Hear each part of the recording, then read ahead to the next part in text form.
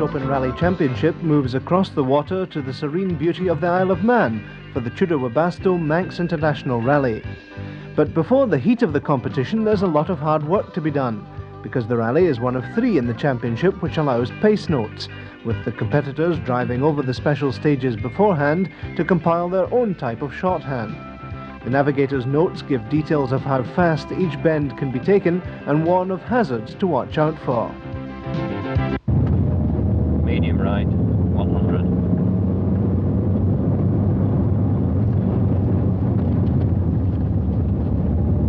Sign into turn square right and square left.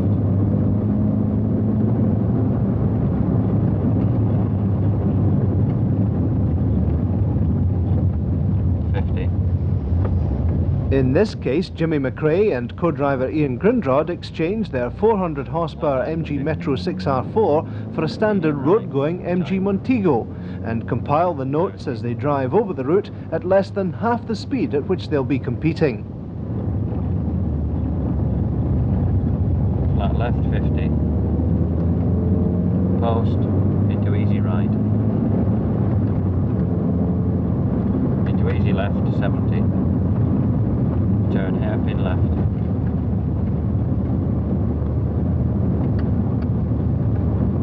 Yeah, well, the last twice we've been here for the championship, or won the championship, everybody else had it to do. You know, had a lead coming here, but this year it's the opposite. So we've just got to do our best. Britain's only A-seeded driver, Tony Pond, in an identical car. Well, I think if it transpires that we go against each other, you probably see both Metros retire and Jimmy lose the championship, which I don't think is the wise thing to do. I mean, the championship's within his grasp.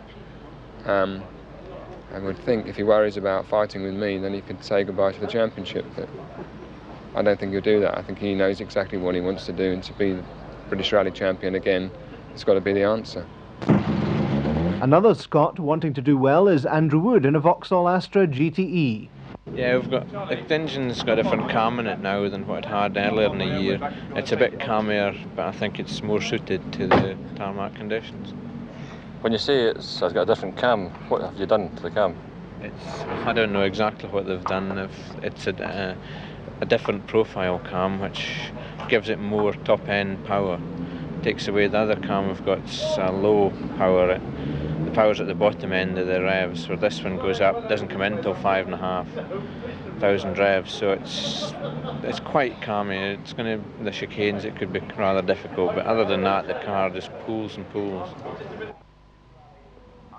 So first away from the start in the capital Douglas is Tony Pond, not competing for championship points, but still determined to do well in the island which is now his home.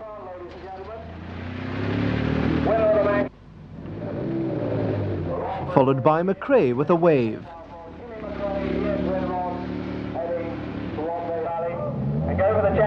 And championship leader young Mark Lovell in the four-wheel drive Ford RS200.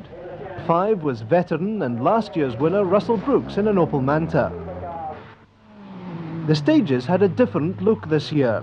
New regulations from the sports governing body FISA, designed to cut the speeds of the supercars, brought the appearance of straw bale chicanes in the middle of some of the fastest stages. It added a new dimension to the event. Most of the drivers were apprehensive beforehand, but later admitted that they had the desired effect. Tony Pond had actually worked with the rally organisers to set up the chicanes and had tested them before the rally to make sure they would fit in with the rally schedule. And although the chicanes themselves were built of straw, they were constructed around a metal frame which could puncture tyres if the cars clipped them. In the event, none did, and most drivers were happy with the design.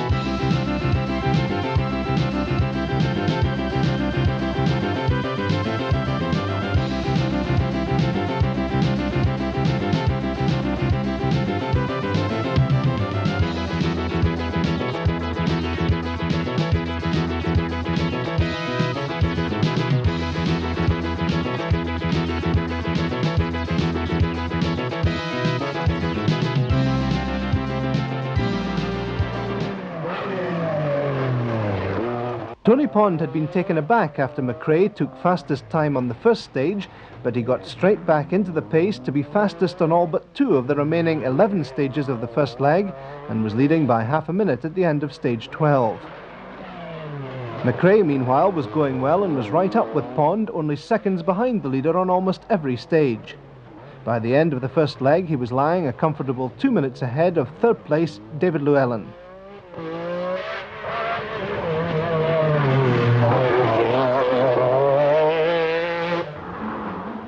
Mark Lovell was having problems with his powerful Ford cutting out mysteriously on left-hand bends.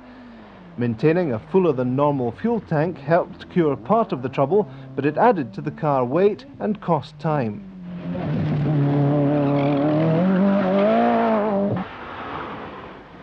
Brooks was outclassed in the performance of his conventional two-wheel drive Opel, but his wealth of experience was paying dividends and he managed to keep up with the leaders.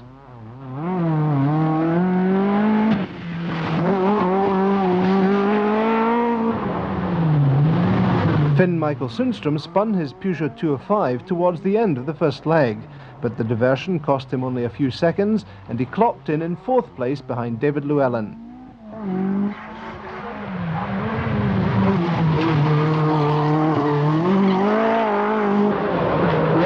He was driving a lighter than usual Works Metro, which he found more difficult to handle, and he reported tyre and gearbox selector problems too.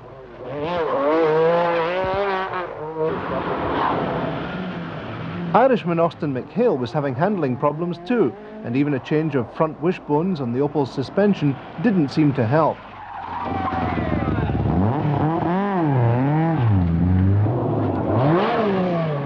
In his new car, Billy Coleman got off to a good start, but it wasn't to last. Pentti Arikala had few problems with his Astra GTE and was leading Group A.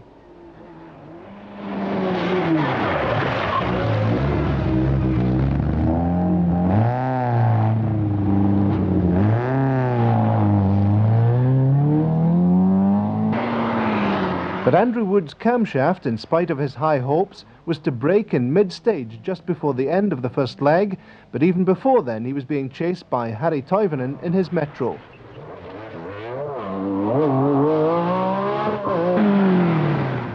Simon Davison wasn't happy with his pace notes in the Nissan 240 RS, while David Mann was giving his usual exuberant performance in the Group A Toyota. The remaining field headed back to Douglas for the overnight halt, giving the crews time to reflect on the day's performance.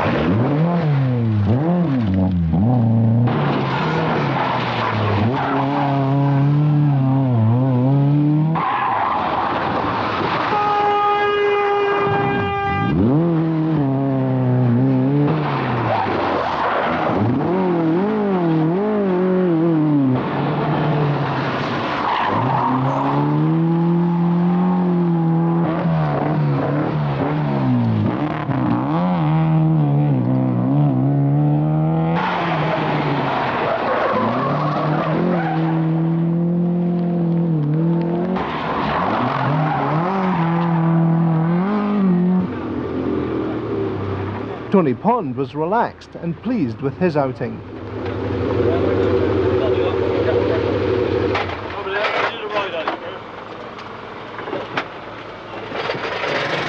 How's it going, Tony? Okay, yeah, no problems. No problem at all. All sorted out. Still leading? Yes, 32 seconds, which is a cough, isn't it? McRae too was quite content. We're about 2.5 minutes in front of, or just over 2 minutes in front of Lovell. So you'll be easing back a bit now? Well, just trying to save the car a bit. Michael Sundstrom was concerned about his battle with Llewellyn. Lovell is a few seconds behind us, but I don't know, he's I think faster than us here. But with Llewellyn we will we will have a good battle. Mark Lovell had changed his own gearbox but was still not happy. Oh, it's pretty sad really. Everybody's cleaning the stages, so at the moment it's a waste of time.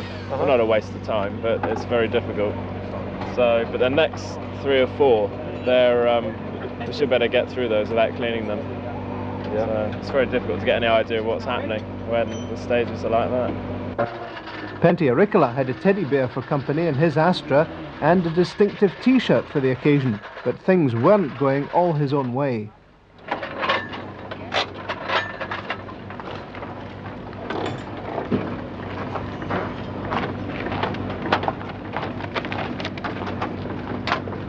How are you getting on, Pentti? All right. Right. Still quite hectic in Group A, so we try our best. You're trying to extend your lead. Try to maintain my lead. That's hard enough. Tony Pond had really taken over the whole rally and with a commanding lead actually eased off on the later stages.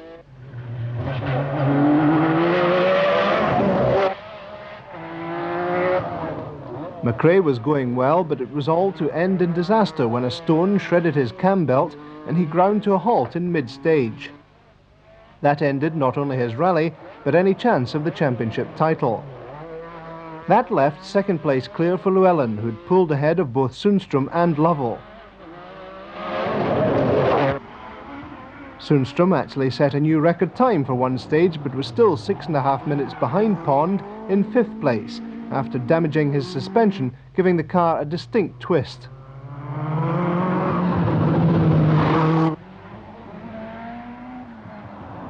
Mark Lovell was still plagued by the fuel problem, but even the arrival of new parts from England couldn't help, with no time available to fit them. Brooks continued undaunted and, despite his technical inferiority, held on to 4th place.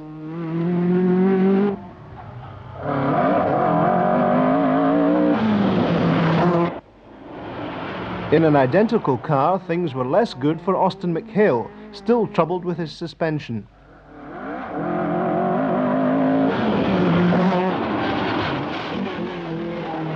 Still leading Group A and now lying 10th with the help of his good luck mascot, Pentti Ricola.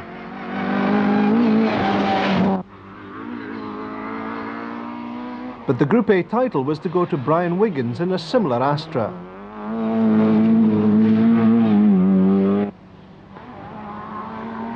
So the battle was on for the later placings. Pond was in an unassailable lead and had the event firmly in his grasp, but that left the later runners free to take the lower honours.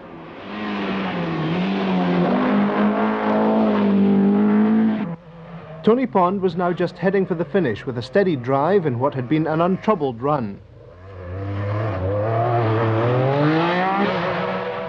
And in a duplicate car, David Llewellyn was to give Austin Rover a magnificent 1-2 in the international event. While Mark Lovell overcame his earlier problems to beat off Sundström and come flying home in 3rd place and take the Open Championship title. Sundström was 4th in his Peugeot, and Brooks was tail happy to take 5th place in the Opel.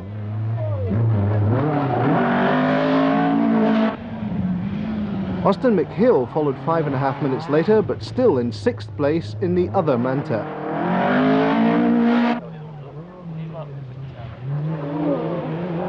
The 1986 Manx overcame the problems of the late FISA rule changes, and as usual the sun shone to confirm the event's status as one of the major European rallies on one of the smallest islands. And the efficient organisation and quality of entry confirmed its ranking as a coefficient 4 event in Europe.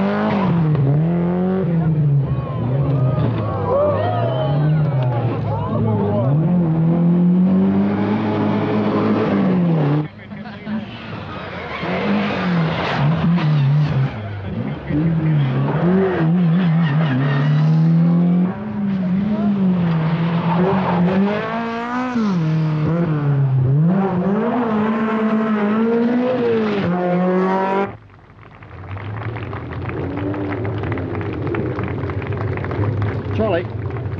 Thanks.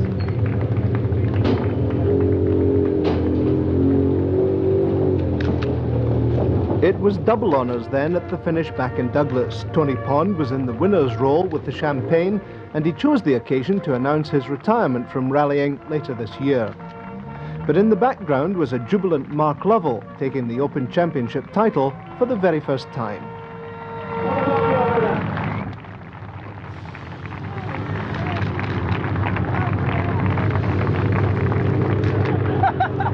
Stewie said to keep the champagne.